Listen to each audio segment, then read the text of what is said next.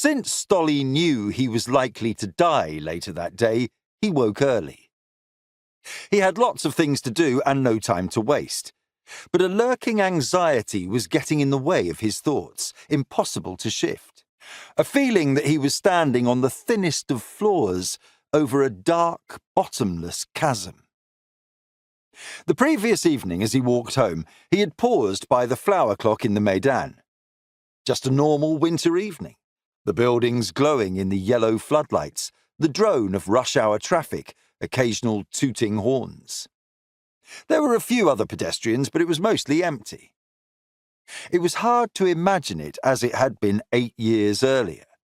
The crowds, a sea of humanity washing into every space, the acridity in the air from the fires, Molotov cocktails and gunshot, the cries of those who had been hit, and the soft murmuring of those who comforted them in their final moments, the roars of anger and defiance, the determination not to be intimidated, even by the snipers on the buildings above. Above all, the energy and determination of a great mass of people, all with a common goal. The Revolution of Dignity, they called it, because they had realized they could end their humiliation by Moscow and its oligarchs. As he relived those moments, Stolly shivered, more with emotion than cold. It was chilly, but not freezing the way it was supposed to be in Kyiv in February. Unseasonal, as it had been in 2014. He paused, staring at the towering Independence Monument, and felt a brief jolt of adrenaline as he recalled that moment when they knew they had won.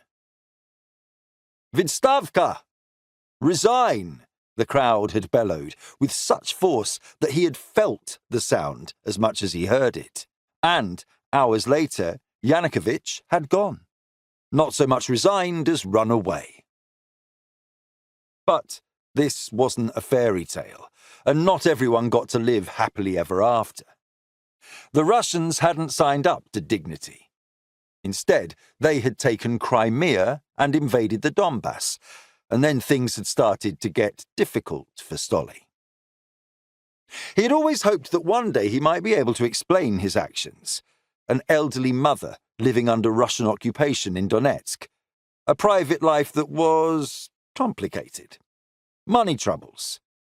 Everyone had to make choices, and Stolly had simply chosen the guys who tended to win. But now he had that sinking feeling of someone who knows they won't ever get to tell their side of a very complicated story.